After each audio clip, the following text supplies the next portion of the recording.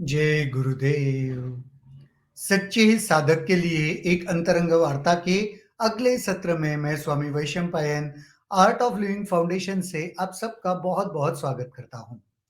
आज का ज्ञान पत्र पढ़ लेंगे, फिर उस पर चर्चा भी होगी।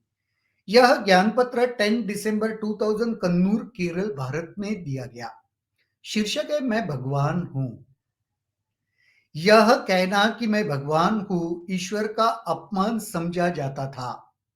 मैं कहता हूं कि यह कहना कि मैं भगवान नहीं हूं भी ईश्वर का अपमान है। जब तुम यह कहते हो कि मैं भगवान नहीं हूं, तुम ईश्वर की सर्वव्यापकता को नकारते हो। तुम प्रेम से बने हो। जब तुम कहते हो कि मैं भगवान नहीं हूं, तुम यह मानने से इनकार करते हो कि भगवान प्रेम है। यदि तुम प्रेम हो और तुम कहते हो कि मैं भगवान नहीं हूं, तब तुम यह कह रहे हो कि ईश्वर प्रेम नहीं है, तो यह ईश्वर का अपमान है। मैं हूं तुम्हारी चेतना है। यदि तुम कहते हो कि मैं भगवान नहीं हूं, तब तुम इसे नहीं मानते कि ईश्वर सजग, सचेत और जगा हुआ है। तुम विद्यमान हो। जब तुम कहते हो कि मैं भगवान नहीं हूं, तब तुम ईश्वर को अस्तित्व के अंश से दूर कर रहे हो और यह ईश्वर की निंदा है। तुम उन ग्रंथों का खंडन कर रहे हो जो कहते हैं ईश्वर ने मनुष्य को स्वयं के प्रतिबिंब से बनाया है। यदि तुम कहते हो कि मैं ईश्वर नहीं हूं, तुम ईश्वर को नकार रहे हो। प्रश्न, यदि ईश्वर सर्वव्यापी है, तब इस संसार में दुख और घृणा क्यों है? श्री श्री, जिस प्रकार एक सिनेमा चाहे हास्य प्रदान हो, दुख प्रदान या सुखांत हो, इससे कुछ अंतर नहीं पड़ता। परम तत्व में कोई विरोध नहीं। सभी विरोधाभासी तत्व इस सापेक्ष अस्तित्व का ही अंश है। सापेक्ष अस्तित्व संपूर्ण तस्वीर नहीं है। अच्छा, बुरा, सही, गलत सभी सापेक्ष है। उदाहरण स्वरूप, दूध अच्छा होता है, परंतु अत्यधिक दूध से तुम मर भी सकते हो। जहर की एक बूंद जीवन बचा सकती है। अधिकतर दवाइयों के ऊपर जहर लिखा रहता है। ये न ही बिल्कुल खराब है, न ही अच्छे, ये केवल है। सत्य द्वंद्व से परे होता है। ईश्वर परम तत्व है और एकमात्र सत्य है। सिनेमा में जब फिल्म से होकर लाइट गुजरती है, लाइट पर फिल्म कैसी है उसका कोई महत्व नहीं होता। फिल्म सुखांतक हो, हीरो हो या विलन हो, लाइट हमेशा सभी पर होती है। इसी प्रकार तुम्हारे मन में चाहे कुछ भी हो, तुम भगवान ही हो। कितना सुंदर ये ज्ञान पत्र है, नहीं? कि मैं भगवान हूं। आप देखोगे, इवन आध्यात्मिकता में जो लोग कई साल से है, वो भी ये इस्तेमाल करने के लिए कचराते हैं, डरते हैं। मैं भगवान हूं, मैं ईश्वर हूं। कितना सुंदर कहा है कि वो ईश्वर का अपमान माना जाता है, ऐसे कुछ लोगों का कहना है। ये कहना कि मैं ईश्वर हूं, मैं भगवान हूं। गुरुजी कहते हैं, अगर ये तुम नहीं कहते हो, ये कहते हो कि मैं भगवान नहीं हूं, तो ईश्वर का अपमान भी है। क्यों? वो बहुत सुंदर गुरुजी ने इस ज्ञान पत्र में यहां पे एक्सप्लेन किया है। यह कहना कि मैं भगवान हूं ईश्वर का अपमान समझा जाता था। मैं कहता हूं यह कहना कि मैं भगवान नहीं हूं भी ईश्वर का अपमान है।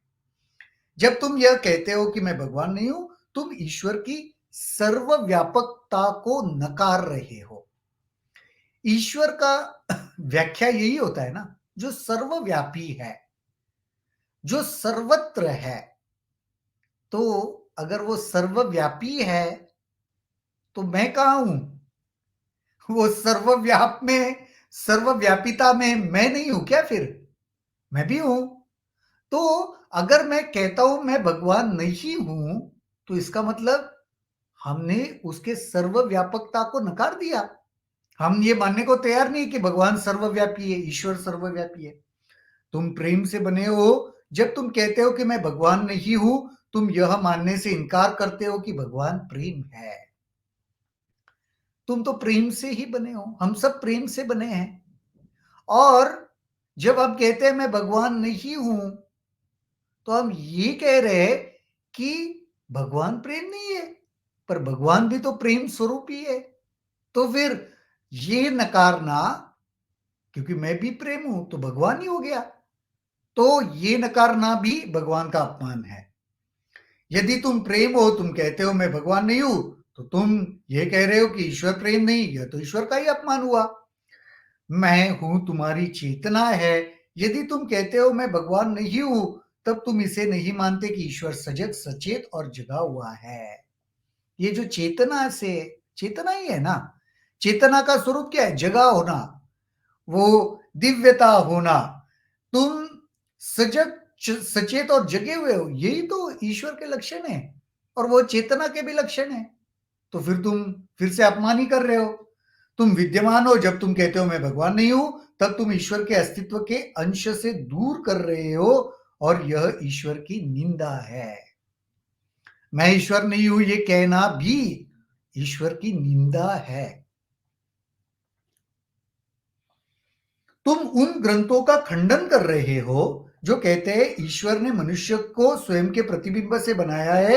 यदि तुम कहते हो मैं ईश्वर नहीं हूं, तुम ईश्वर को नकार रहे हो।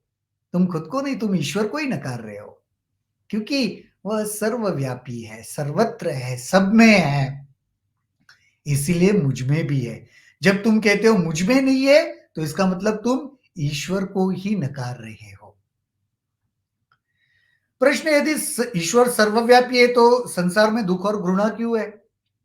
जिस प्रकार सिनेमा चाहे हास्य प्रदान हो, दुख प्रदान हो, सुखांत हो, इससे कुछ अंतर नहीं पड़ता। परम तत्व में कोई विरोध नहीं, सभी विरोधाभासी तत्व इस सापेक्ष अस्तित्व का अंश है। मूवी कौन सा है, उससे मूवी को कुछ फर्क नहीं पड़ता, वो मूवी ही रहती है। हो सकता है वो कॉमेडी मूवी हो, ट्रेजेडी हो, जिसका एंड अच्छा है, ऐसी मूवी हो, किसी भी प्रकार की मूवी हो, उससे मूवी होने पे कुछ फर्क नहीं पड़ता ना, वो मूवी है। वैसे ही वो घृणा हो या दुख हो, जो भी कुछ हो, उससे कुछ फर्क नहीं पड़ता, वह सब वही पे निहित है। सापेक्ष अस्तित्व संपूर्ण तस्वीर नहीं है। अच्छा बुरा सही गलत सभी सापेक्ष है। देखो, विरोधाभासी तत्व ये सापेक्ष अस्तित्व का अंश है। सापेक्ष, अच्छा या बुरा एक दूसरे के परिपेक्ष में ही समझ सकते हैं, ये समझ रहे हो? सही या गलत एक दूसरे के परिप्रेक्ष्य में ही समझा जा सकता है, एक दूसरे के कंपैरिजन में ही समझा जा सकता है। अच्छा समझने के लिए बुरा क्या है, उसका एक मापदंड चाहिए, तभी समझेगा ये अच्छा है ना? वो मापदंड को हटा दोगे, जो बचेगा फिर वो अच्छा है। फिर अच्छा समझ में आने के लिए भी उसका भी एक मापदंड है, बुरा, तभी तो समझेगा। एक दूसरे के कंपैरिजन में ही समझा जा सकता है। सापेक्ष अस्तित्व संपूर्ण तस्वीर नहीं है। सापेक्षता से जो देखोगे वो पूर्ण तस्वीर नहीं है। अच्छा बुरा सही गलत सभी सापेक्ष है। उदाहरण स्वरूप दूध अच्छा है, पर बहुत ज्यादा दूध पियोगे तो मर भी सकते हो। जहर खतरनाक है, लेकिन फिर भी काफी सारी दवाइयों पे लिखा रहता है जहरीला, है ना, ये जहर है, और फिर भी वो दिया जाता है जीवन बचाने के लिए। इवन कभी आपको पता होगा, अगर किसी को सांप काट लेता है, तो उसका जो एंटीडोट होता है, उसका जो उपचार होता है, उसमें भी एक जहर का अंश ही दिया जाता है। तो कहते हैं ना, जहर जहर को काटता है। तो देखो, दिखने के लिए तो वो जहर है, लेकिन वो जीवन बचा रहा है। दूध दिखने के लिए अमृत है, लेकिन बहुत ज्यादा जरूरत से हो जाए तो हानि पहुंचा रहा है। ये न ही बिल्कुल खराब है और न ही अच्छे, ये तो केवल है। तो ये लेबल्स के परे ही जाकर देखना पड़ेगा आपको। सत्य द्वंद्व से परे होता है। ईश्वर परम तत्व है और एकमात्र सत्य है। सत्य जो होता है वो द्वंद्व से परे होता है। ईश्वर परम तत्व है और एकमात्र सत्य है। सिनेमा में जब फिल्म से होकर लाइट गुजरती है, लाइट पर फिल्म कैसी है उसका कोई महत्व नहीं है। फिल्म सुखांतक हो, हीरो हो, विलन हो, लाइट हमेशा सभी पर होती है। कितना सुंदर एग्जाम्पल दिया है। आपने कभी थिएटर में वो मूवी देखा होगा ना, वो प्रोजेक्ट करते हैं ना, प्रोजेक्टर। तो पीछे क्या एक लाइट रहता है ना प्रोजेक्टर के, वो उसको प्रोजेक्ट किया जाता है। तो उसके सामने से जब वह फिल्म गुजरती है, तो लाइट को कुछ फ़र्क नहीं पड़ता।